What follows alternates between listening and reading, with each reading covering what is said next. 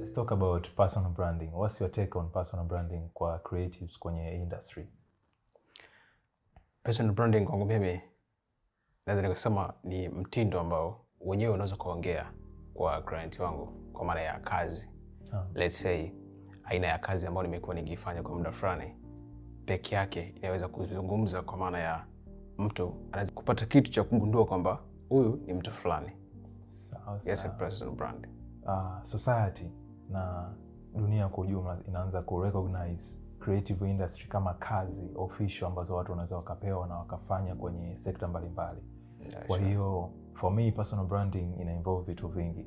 Even the way you talk, the way you dress, na the way ambavyo your persona inakuwa represented kwenye social media is personal branding.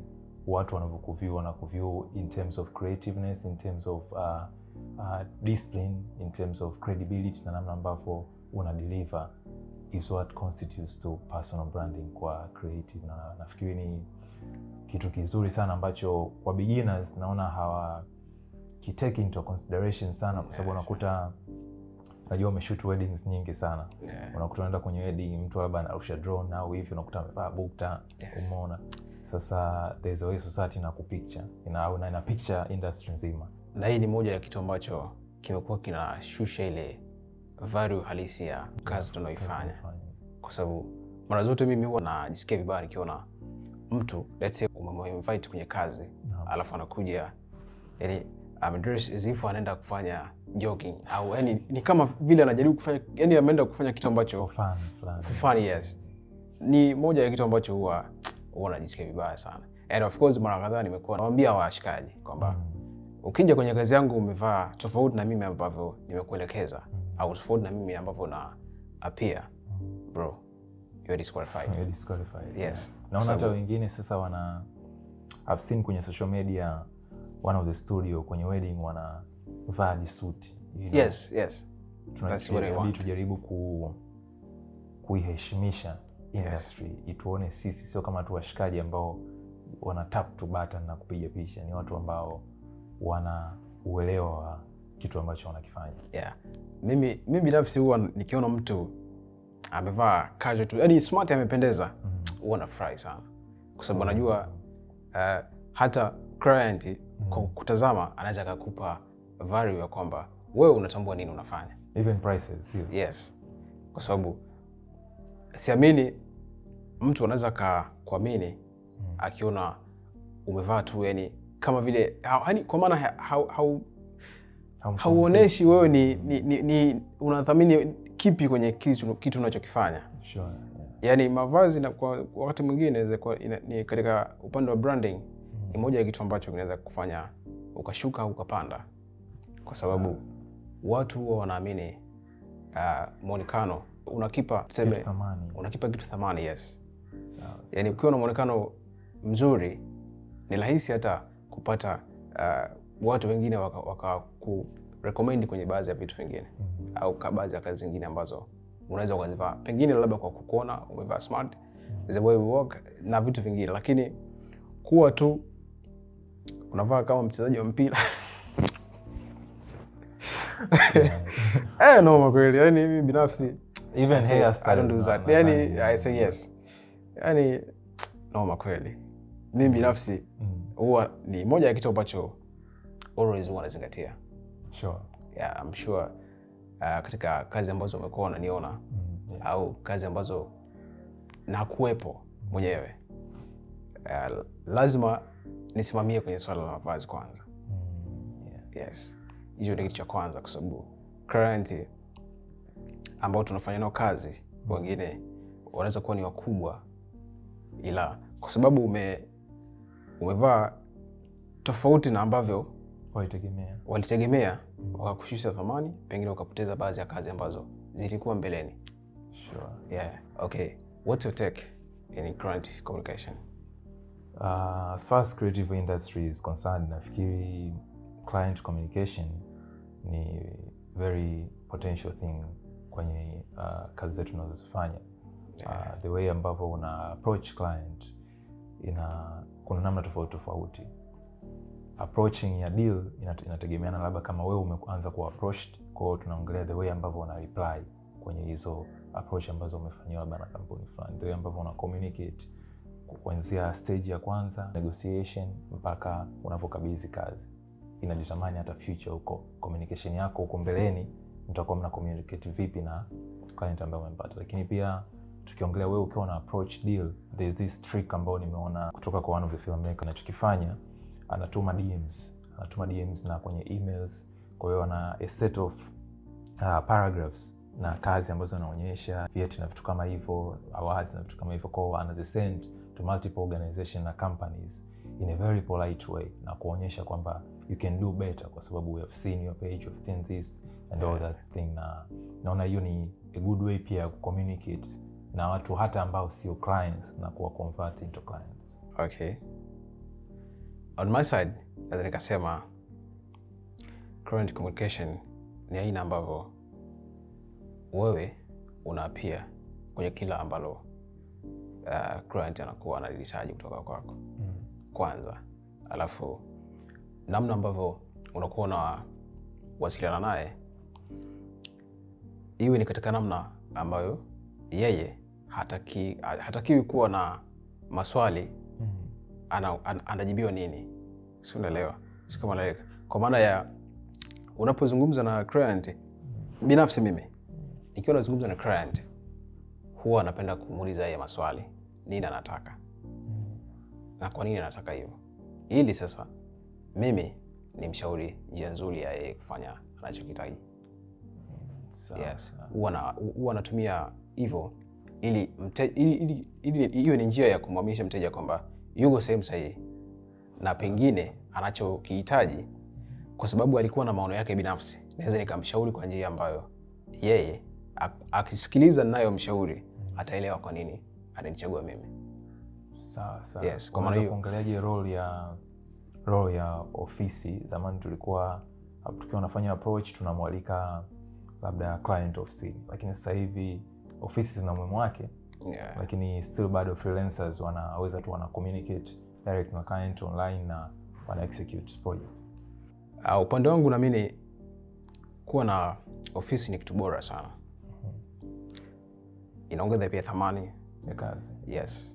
Lakini pia itakufanya uaminike kwa hata taasisi kubwa pengine. Kwa sababu institution nyingi sana ambazo nimekuwa nafanya nazo kazi wanahitaji wafike ofisini kwangu. Sure. Mara zote. Wao na uhakika. Yes, wao na uhakika na mtu ambaye anataka kufanya kazi. Sasa kama ofisi unakuwa hauna hilo linakuwa tatizo. Na equipment? Yeah. Mimi kwenye upande wa equipment mimi naamini skills zinaweza zikakupa matokeo mazuri. Yeah. Elimu kwanza, alafu equipment zipo. Japo kwa experience niliyokuwa nayo mpaka sasa, kuna baadhi ya equipment ukiwa nazo hutoweza kuboresha kile kitu au hutoweza kupata kitu ambacho unakihitaji. Sure. That's ni kitu ambacho nimekigundua mimi mwenyewe. Kuna baadhi ya vitu ambavyo tunajaribu kufundishana, lakini ukiingia kwenye industry kuna kinyume. Nimegundua baadhi ya vitu kwa sababu kuna kamera nyingine huwa natumia ina uwezo mdogo sana. Sure. Lakini the way uta set kamera yako kwa umakini kwa kutaka nini hasa kionekane mbele ya macho ya watu, kitakupa matokeo ya kuwashangaza. Kweli. Yes. Sasa hii ni tofauti na watu wanavyodhani. Wanaamini wakikuona, let's say una kamera, yani una huge camera, yani lens kubwa nini. Watu wa Sony wanateseka sana kwa mtu client anaona ukaja na Sony A7 III lakini anaona kadogo labda. And of course mimi kuna scenario moja imenitokea. Kuna mtu mmoja nimeona ana Sony Mark 5 ile. Alikuwa na lens ya 50mm. Sure. Alafu alikuwa na shoot kwenye event moja. Yes. Sasa kuna moja nafikiri ni mtendaji kwenye kamati ambayo ilikuwa imetuhitaji wote kutenda kazi. Yes, sasa yeye ni kama walikuwa wameona amekuja kukutania nini wakimwona na ile kamera ndogo. Yes, unaona kamera ni kamera kana umbo ndogo. Of course wenyewe ni walikuwa ni kama wanajaribu wenyewe kushauriana kwamba huyu mtu mbona amekuja na kitu cha ajabu, yani kwa nini amekuja na kitu cha namna hii? Wakati sisi ambao tulikuwa tumekaa tunaelewa nini kile ameshika. Nasikia wengi wakisikia Mark 3, Mark 4 kwa sababu ya ukubwa wanaona ni quality. Sasa ukiangalia kamera nyingi recently, especially R series ya Canon, walicopy ile mfumo wa kamera ndogo ile ukubwa wa body kama za Sony wakamishia kwa Canon. Kwa hiyo nadhani pia clients inabidi waelewe kwamba body size doesn't matter. Sababu unakuta umeenda kwenye wedding, mtu amepiga zebra ile amepiga na kamera unashtuka. Client anaanza kupagaa kwamba huyu bwana nikimpa kazi basi yule. I think inabidi to focus more on sisi our eyes na tunavyoona kuliko nini. Kama ulivyosema kamera ndogo, unaweza kana kamera ndogo lakini ukatia nguvu kwenye lens au ukatia nguvu kwenye light na ukapata kitu kizuri. Na of course mwisho siku result ndio inapata inaongea. Yes. Sure. Kwa sababu hata client yeye anaweza kukuamini zaidi ukiona umeshika huge camera, huge lens, lakini end of the day matokeo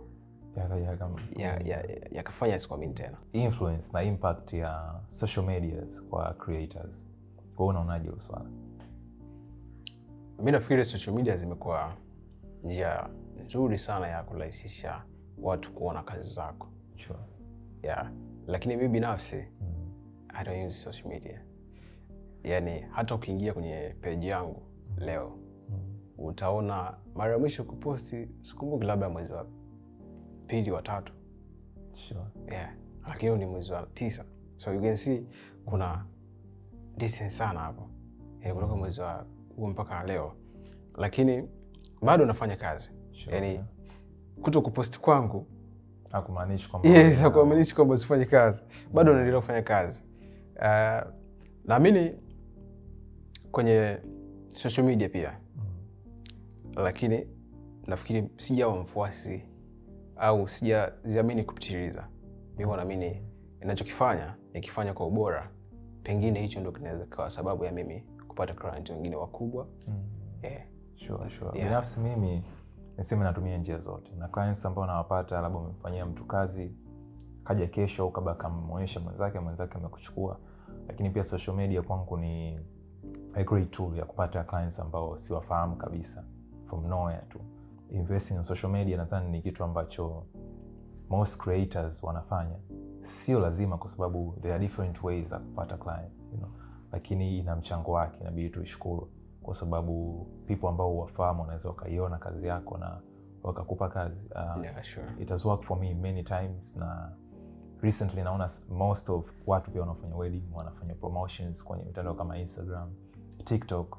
Japo Instagram ipo vizuri sana, kwenye ipo clients based sana. It's more now of a marketing tool, marketing platform. Lakini TikTok ni same tu ya viewers. Kwa mtu ambaye ana target viewers na vitu kama hivyo, labda na YouTube channel, kupost kule kuna drive sana watching time na kuwapeleka watu kwenye mitandao kama YouTube ukilinganisha na Instagram. Lakini kwenye sales na clients naona Instagram iko vizuri sana. And I think kama miaka inavyozidi kwenda clients wengi watakuwa wanapatikana kule kwa sababu ni platform ambayo unaweza kupost hata client wako ambao ulifanya naye kazi jana naye akaiona tena hiyo content. Yes. Sure. Recent kumekuwa kuna release ya FX2 kutoka Sony. What's your take? Wewe kama mtu wa of course mimi FX2 bado sijafanyia review. Bado sijashika. Lakini kuna baadhi ya watu ambao nimekuwa nafuatilia. Sure. Nimeona matokeo yao ni mazuri. Nimeona wameweka sensor ya S74. Nafikiri kwa mtu ambaye anapiga picha pia inaweza kuwa nzuri kwake. Instead of using FX3 kwa sababu itakuhitaji ina feature nzuri kwenye films, lakini picha bado ni ndogo sana. Lakini kama wamehamisha S74 wameweka kwenye FX2, I think ni chaguo zuri kwa picha pia. Sawa. Yeah.